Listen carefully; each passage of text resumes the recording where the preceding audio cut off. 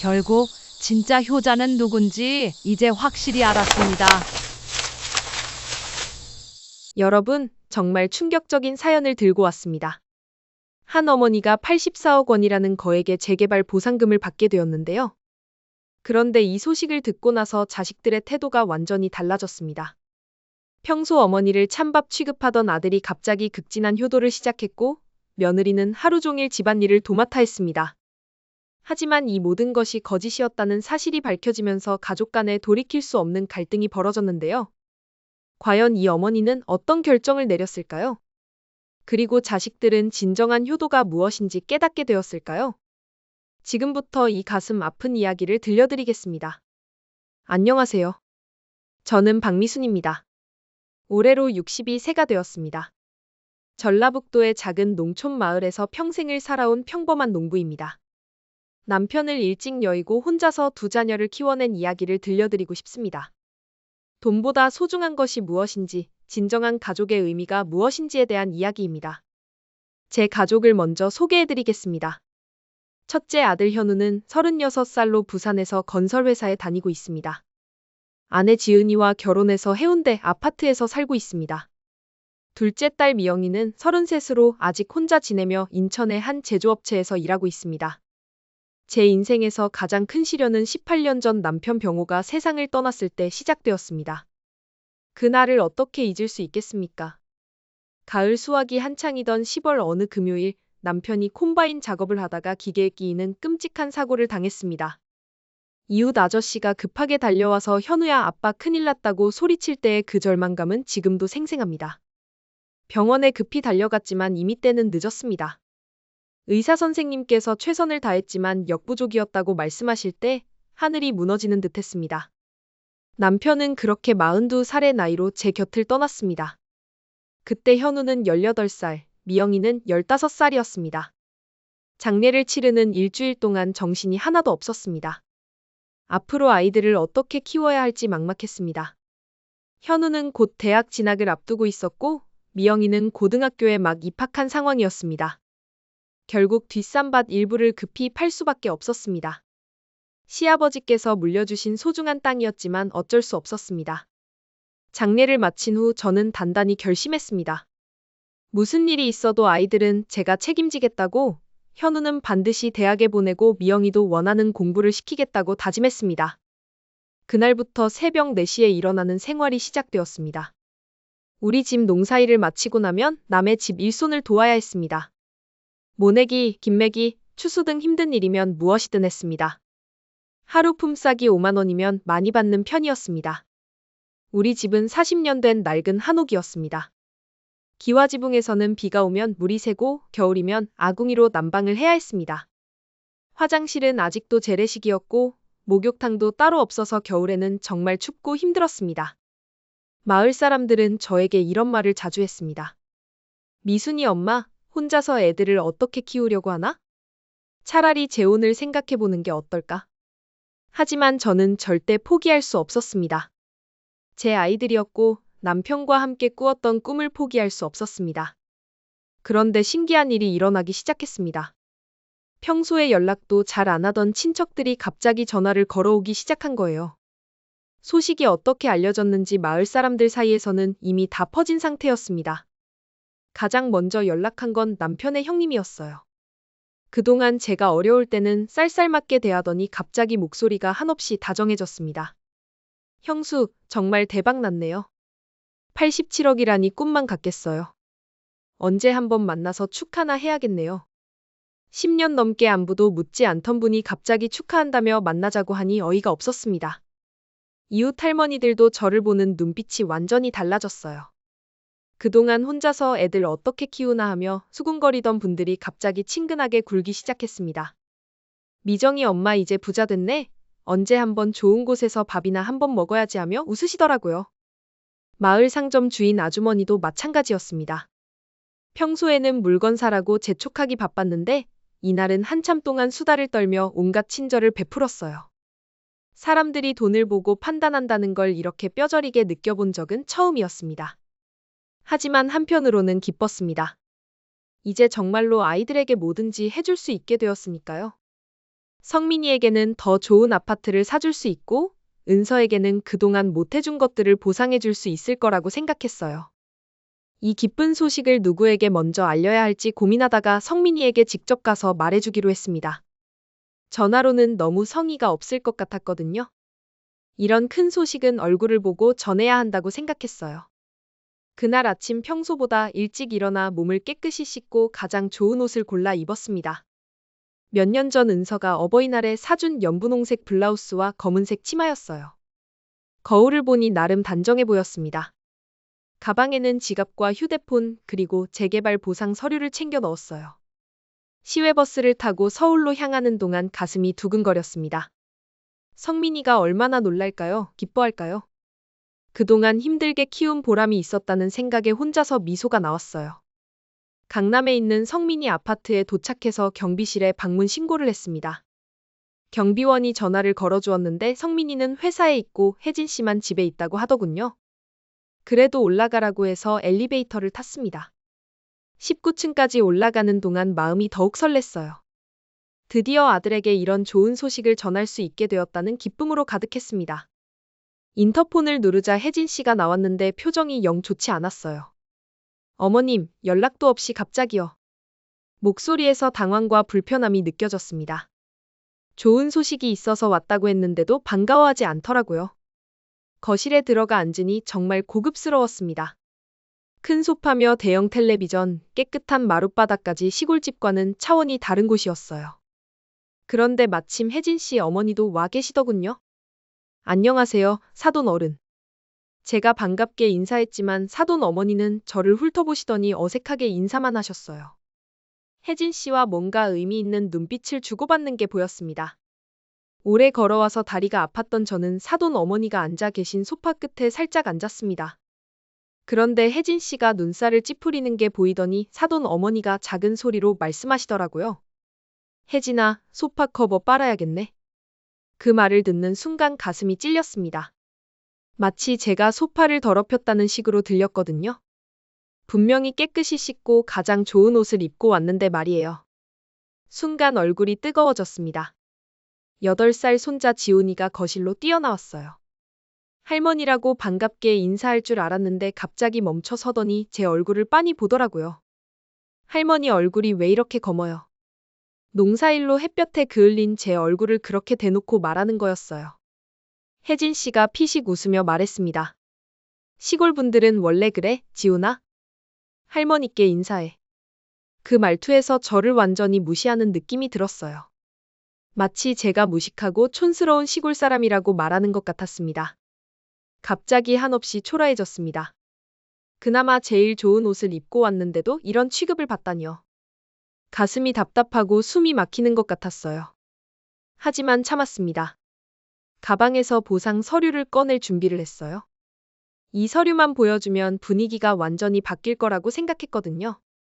그런데 혜진 씨가 또 시계를 보더니 말했습니다. 어머님, 정말 죄송한데 지훈이 학원 시간이 다 되어서요. 성민 씨는 9시쯤 들어올 거예요. 완전히 나가달라는 뜻이었어요. 당황했습니다. 그럼 성민이 올 때까지 기다려도 될까요? 혜진 씨와 사돈 어머니가 서로 눈빛을 주고받았는데 뭔가 불편해하는 기색이 역력했어요. 네, 뭐 그러세요. 그런데 정말 오래 기다리셔야 할 것 같은데요. 목소리에 짜증이 섞여 나왔습니다. 혜진 씨는 지훈이를 데리고 학원에 보내러 나가면서 사돈 어머니께 작은 목소리로 말했어요. 엄마, 조금 있다 와요.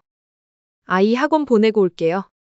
그러고는 저를 혼자 거실에 남겨두고 나갔습니다. 혼자 남은 거실에서 정말 어색했어요. 큰 소파에 혼자 앉아있으니 더욱 초라한 기분이 들었습니다. 주변을 둘러보니 모든 게 고급스럽고 깨끗했는데 제가 있는 게 어울리지 않는 것 같았어요. 시간이 느리게 흘렀습니다. 1시간 정도 지났을까요? 드디어 성민이가 들어왔어요.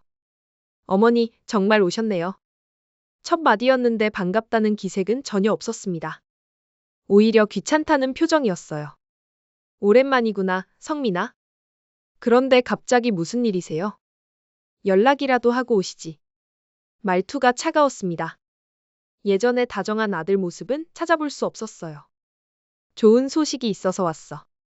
좋은 소식이요? 성민이가 넥타이를 풀며 대수롭지 않게 물었습니다. 전혀 관심 없어 하는 표정이었어요. 그때 혜진 씨가 돌아왔습니다. 사돈 어머니도 함께였고요. 여보, 왔구나. 어머님이 오셨어. 목소리에 별로 반갑지 않다는 뜻이 담겨 있었어요. 성민이도 시큰둥하게 대답했습니다. 그러고는 저를 보더니 물었어요. 요즘 시골에서는 할 일 없으시죠? 농사일이 얼마나 힘든데 그렇게 쉽게 말하다니요. 20년 동안 제가 얼마나 고생했는지 아들은 전혀 모르는 거예요. 저녁 시간이 되자 혜진 씨가 말했습니다. 어머님 저녁 드세요. 오늘은 회 시켜 먹을 건데 어머님은 생선 드시나요? 아니면 국수라도 끓여드릴까요? 가족들은 비싼 회를 시켜 먹는데 저만 따로 국수를 먹으라는 거였어요. 우리 엄마는 국수 좋아하세요. 성민이가 한마디 했습니다. 저는 사실 생선도 회도 좋아합니다. 자식들 먹이려고 아껴서 생선은 안 좋아한다고 말했던 적이 있는데 성민이는 정말로 제가 싫어한다고 생각하고 있었나 봐요. 국수 한 그릇이 제 앞에 놓였을 때 정말 눈물이 날 것 같았어요. 식사하는 동안 아무도 저와 대화하지 않았습니다. 성민이는 회사 얘기만 하고 혜진 씨는 지훈이 교육 얘기만 했어요. 저는 완전히 소외되어 있었습니다. 그때 혜진 씨가 저를 보며 말했어요. 어머님은 잘 모르시겠지만 서울은 교육 경쟁이 정말 치열해요. 사교육비만 해도 한 달에 200만 원은 들거든요. 무시하는 말투였어요. 제가 무식한 시골 사람이라는 뜻으로 들렸습니다. 더 이상 참을 수 없었어요. 가방에서 서류를 꺼내려고 했는데 그때 성민이가 말했습니다. 어머니, 늦었으니까 오늘은 여기서 주무시고 내일 아침에 가세요. 마지못해 하는 말투였어요. 작은 방에서 이불을 깔고 누우니 눈물이 났습니다. 이렇게 차가운 대접을 받을 줄은 몰랐어요. 아들이 이렇게 변할 줄도 몰랐고요. 가방 속에는 여전히 87억 원짜리 보상 서류가 들어있었지만 이런 분위기에서는 도저히 꺼낼 수가 없었습니다. 다음 날 아침 저는 거의 잠을 이루지 못했습니다. 밤새도록 성민이 가족들의 차가운 시선이 머릿속을 떠나지 않았거든요. 일찍 거실로 나가니 혜진 씨가 바쁘게 아침 준비를 하고 있었어요. 저를 보더니 어색한 미소를 지으며 인사했습니다. 어머님, 주무셨어요? 응, 잘 잤어. 거짓말이었지만 그렇게 말할 수밖에 없었어요. 간단히 샌드위치랑 커피 드실래요? 괜찮아, 집에 가서 먹을게. 배는 고팠지만 더 이상 이 집 음식을 먹고 싶지 않았어요. 성민이는 벌써 정장을 입고 출근 준비 중이었습니다. 거울을 보면서 말했어요. 어머니, 조심히 들어가세요. 너도 일 열심히 해라.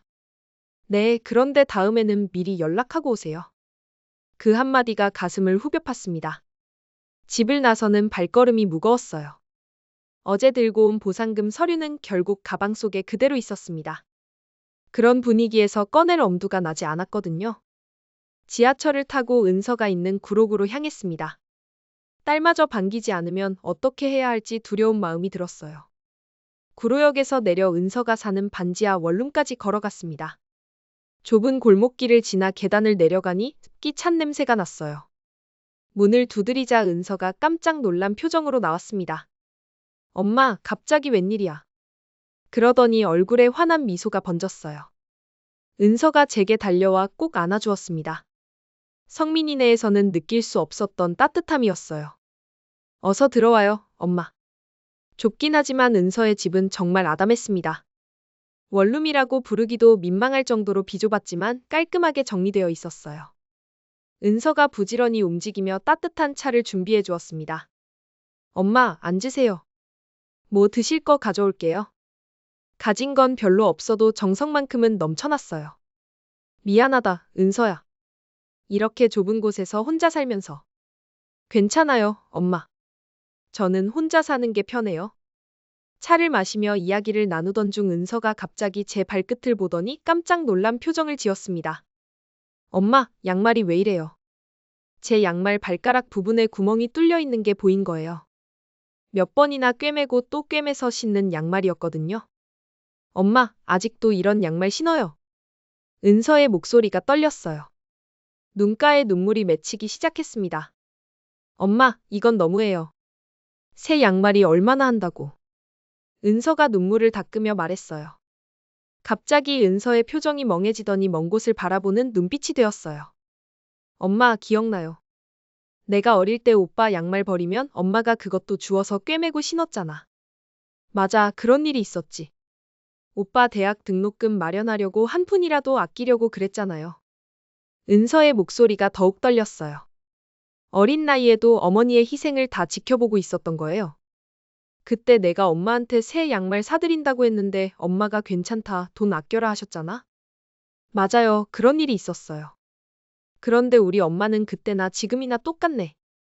아직도 이런 양말 신고.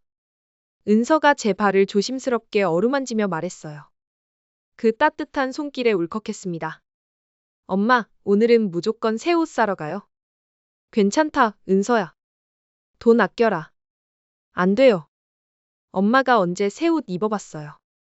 은서가 단호하게 말하더니 작은 통장을 꺼내 잔고를 확인했어요. 얼마 안 되는 돈이었지만 은서는 개의치 않는 표정이었습니다. 결국 둘이 손잡고 구로시장으로 향했습니다. 시장에 도착하니 형형색색의 옷들이 가득했어요.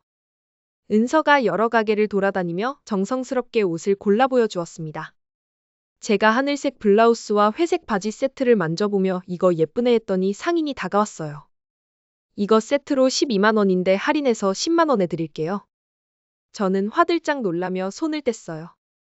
너무 비쌌거든요. 이걸로 하자. 저는 8,000원짜리 하얀 티셔츠를 가리켰습니다. 그나마 제일 저렴한 거였어요. 은서는 제가 고른 티셔츠를 가져가 계산했어요.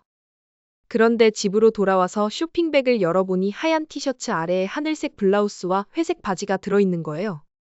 은서야, 이건 언제? 엄마, 이것도 입어봐요. 이게 더 예뻐. 자기 돈으로 몰래 사준 거였어요. 이런 비싼 걸 왜 샀어? 돈이 얼마나 아까운데. 엄마, 가끔은 예쁜 옷도 입어야죠. 엄마 얼굴에 이 색깔이 정말 잘 어울려요. 그 순간 눈물이 핑 돌았어요. 얼마 안 되는 월급에서 아껴서 저한테 옷을 사준 은서가 너무 고마웠습니다. 차를 마시며 더 이야기를 나누었어요. 엄마, 요즘 몸은 어때요? 무리하지 마세요. 괜찮아. 나이가 들긴 했지만 아직은 할만해. 엄마, 정말 죄송해요. 내가 빨리 성공해서 엄마 편하게 해드려야 하는데. 은서야, 너는 오빠 뒷바라지 하느라 얼마나 고생했는데. 아들 뒷바라지 하느라 딸에게는 대학 등록금도 대주지 못해 이렇게 고생시키는데도 은서는 원망은커녕 제 걱정뿐이었습니다. 저녁 시간이 되어서 일어서려는데 은서가 아쉬워했어요. 엄마, 저녁 먹고 가면 안 돼요. 괜찮아, 집에 가서 먹을게. 그럼 자주 오세요. 너무 일만 하지 마시고 쉬엄쉬엄 하세요. 집으로 돌아가는 길에 생각했습니다. 똑같은 자식인데 왜 이렇게 다를까요? 성민이는 저를 귀찮아하는데 은서는 이렇게 따뜻하게 맞아주고요. 환경의 차이겠죠?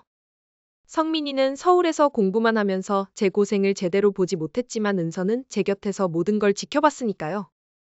집에 돌아온 지 사흘이 지났습니다. 오늘도 평소처럼 마당에서 빨래를 널고 있는데 차 소리가 들렸어요. 창문 너머로 내다보니 성민이 차였습니다. 그런데 평소와 뭔가 달랐어요. 트렁크를 열고 큰 상자들을 여러 개 꺼내고 있었거든요. 엄마. 성민이가 환한 미소를 지으며 집으로 들어왔습니다. 두 팔에는 커다란 선물 상자들을 안고 있었어요. 어머, 성민아. 갑자기 웬일이야. 그냥 엄마 보고 싶어서 왔어요. 목소리가 평소와 달리 굉장히 다정하고 따뜻했어요. 혜진 씨도 따라 들어오면서 제 손을 꽉 잡았습니다. 어머님, 요즘 어떻게 지내세요? 혹시 아픈 데는 없으시고요? 너무나 극진한 관심이었어요. 지난번에는 저를 그렇게 차갑게 대하더니 갑자기 왜 이럴까요? 성민이가 상자들을 식탁에 올려놓기 시작했어요. 하나씩 열어보니 정말 놀라운 것들이 들어있었습니다. 몸에 좋은 거 많이 사왔어요. 이건 특등급 한우 등심이고 이건 백화점에서 최고급으로 사온 전복이에요. 이건 수입산 오메가3이고요. 이런 비싼 걸 왜 사왔어? 지훈이 학원비라도 더 보태지. 엄마 드시는 건데 뭐가 아까워요. 성민이가 정말 다정하게 말했어요. 손자 지훈이도 평소와 달리 제게 꼭 달라붙어 애교를 부렸습니다. 성민이는 한우를 꺼내더니 직접 구워주겠다고 했어요. 평소 같으면 상상도 할 수 없는 일이었습니다. 부엌에서 불까지 피워가며 정성스럽게 고기를 구워주더라고요. 혜진 씨도 부엌에서 설거지를 하고 걸레질까지 해주었어요. 정말 180도 달라진 모습이었습니다. 저는 마음이 뭉클해졌어요. 아들이 드디어 철이 든 건가 싶었습니다. 서울에서 보여준 차가운 대접이 미안했나 보다 생각했어요. 그런데 셋째 날 오후 뜻밖의 방문객이 찾아왔습니다. 남편의 사촌형인 철수 형님이었어요. 그동안 연락이 끊겼던 분이 갑자기 나타난 거예요. 형수님, 안녕하세요. 철수 형님은 거실을 둘러보더니 성민이를 발견하고 반가워했어요. 성민이도 와 있네. 그래, 잘 됐다. 마침 너한테 할 얘기가 있었는데? 철수 형님이 성민이 옆에 앉으면서 말했어요. 지난번에 전화했을 때 얘기한 그 투자 건 말이야. 그 순간 분위기가 이상해졌어요. 성민이 얼굴이 굳어지더라고요. 형님, 그건. 아, 형수님은 모르시는구나. 며칠 전에 성민이한테 전화했거든요. 형수님이 도시개발 보상금 받게 됐다고? 철수 형님이 무심코 내뱉은 말이었지만 저에게는 충격이었어요. 뭐라고요? 그거 받으면 성민이 관리할 거 아니에요. 그래서 내가 좋은 투자처 있다고 얘기해줬거든요. 모든 퍼즐이 맞춰지기 시작했어요. 갑작스러운 방문, 비싼 선물들, 극진한 대접. 모든 게 보상금 때문이었던 거예요. 저는 조용히 일어났어요. 가슴이 너무 아팠습니다. 그동안의 감동이 한순간에 무너져 내렸어요. 결국 이 모든 게 거짓이었구나, 돈 때문이었구나 싶었습니다. 철수 형님은 아직도 모르는 채 계속 떠들고 있었어요. 형수님, 87억 중에 10억만 투자해도 정말 큰 수익을 낼 수 있어요. 저는 철수 형님을 향해 차가운 시선을 던졌습니다. 그제야 형님이 분위기를 알아차리고 말을 멈췄어요. 성민이와 혜진 씨는 하얗게 질린 얼굴로 서로를 바라보고 있었습니다. 침묵이 흘렀어요. 무거운 침묵이었습니다. 제 마음속에서는 분노와 배신감이 끓어오르고 있었어요. 성민이가 먼저 입을 열었습니다. 떨리는 목소리였어요. 엄마, 설명을 좀 들어보세요. 설명요. 뭘 설명해요? 제 목소리가 평소보다 낮고 차가웠어요. 내가 서울 갔을 때는 왜 그렇게 굴었어요? 지난번 서울에서 받은 차가운 대접이 선명하게 떠올랐습니다. 소파 커버를 빨아야겠다던 혜진 씨의 말, 시골 사람들은 원래 그렇다던 무시하는 말투들 말이에요. 저희도 몰랐잖아요. 간신히 나온 대답이었습니다. 몰랐다고요? 뭘 몰랐는데요? 이런 큰 돈이 있는 줄 몰랐으니까요. 성민이의 대답을 듣고 확신했어요. 결국 돈 때문에 태도를 바꾼 거였습니다. 희정이가 울먹이며 끼어들었어요. 어머님, 저희가 잘못했어요. 용서해주세요. 용서요. 저는 냉소적으로 웃었어요. 그럼 돈이 없으면 그렇게 대해도 되는 거예요. 저는 이들을 차근차근 바라봤습니다. 지난번 서울에서 저를 어떻게 대했는지, 어떤 말들을 했는지 다 기억나더라고요. 그리고 이번 사흘 동안의 극진한 대접도 말이에요. 모든 게 거짓이었던 거예요. 마음을 정했습니다. 87억 원은 전부 은서에게 줄 거예요. 그 순간 거실이 조용해졌어요. 철수 형님도 놀란 표정으로 저를 바라봤습니다. 성민이가 먼저 반응했습니다. 얼굴이 빨갛게 달아올랐어요. 엄마, 그게 무슨 말씀이세요? 목소리에 당황과 분노가 섞여 있었어요. 들은 그대로예요. 보상금은 전부 은서 줄 거예요. 그럴 수는 없어요. 저도 아들인데요. 성민이의 목소리가 높아졌어요. 아들이면 어쩌라고요? 그동안 아들로서 엄마한테 뭘 해줬는데요? 제가 얼마나 열심히 공부해서 좋은 회사에 들어갔는데요. 그건 내일이고 엄마한테는 뭘 해줬어요. 성민이가 할 말을 잃었어요. 그동안 저에게 해준 게 뭐가 있나 생각해보니 아무것도 없었던 거죠. 혜진 씨가 갑자기 울음을 터뜨렸어요. 어머님, 그럼 저희는 어떻게 살라고요? 너희가 알아서 하면 되잖아요. 지금도 충분히 잘 살고 있으면서요. 지훈이 교육비는 어떻게 하고요? 아파트 대출은 어떻게 갚고요? 혜진 씨가 절망적인 목소리로 소리쳤어요. 그제야 본심이 드러났습니다. 결국 제 돈을 노리고 있었던 거예요. 성민이가 화를 내기 시작했어요. 엄마, 이건 법적으로도 문제가 있어요. 상속권이라는 게 있잖아요. 저한테도 권리가 있어요. 제 아들이 법까지 들먹이며 위협하기 시작했어요. 상속권요? 내가 죽어야 상속이죠. 아직 살아있는데 내 돈 어떻게 쓸지는 내 마음이에요. 그래도 이렇게 편파적이시면 안 돼요. 누가 누구를 편파적이라고 해요.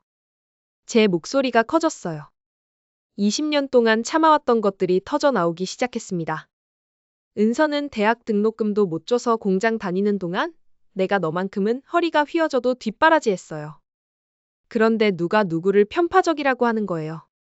그런데도 은서는 매달 용돈 갖다 주고 아픈 데 없냐고 물어보고 옷 사주겠다고 하는 동안 너는 나한테 뭘 해줬는데요. 명절에도 얼굴 한 번 안 비추면서 전화 한 통 안 하면서요. 성민이가 할 말을 잃었어요. 사실이었거든요. 엄마가 농사일로 얼마나 힘든지 알기나 해요. 새벽 4시부터 일어나서 품팔이 다녔던 거 알기나 해요. 제 목소리가 떨렸어요. 그동안의 서러움이 한꺼번에 쏟아져 나왔습니다. 너 대학 보내려고 논밭 팔고 밤늦게까지 일하고 구멍난 양말 꿰매서 신으면서 살았던 거 기억해요. 성민이의 얼굴이 창백해졌어요. 은서는 그걸 다 지켜봤어요. 그리고 자기 꿈 포기하고 공장에 가서 일했어요.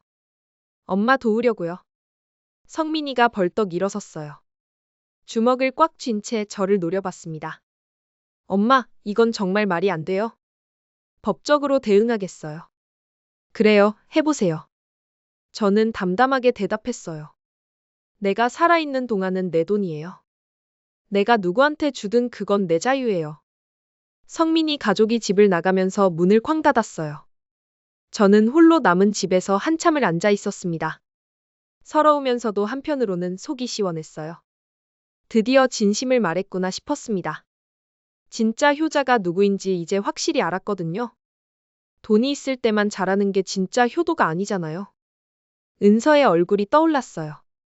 매달 용돈을 가져다 주며 엄마 건강하세요 하던 모습, 제 구멍난 양말을 보고 눈물 짓던 모습들 말이에요. 나중에 은서에게 모든 상황을 설명했습니다.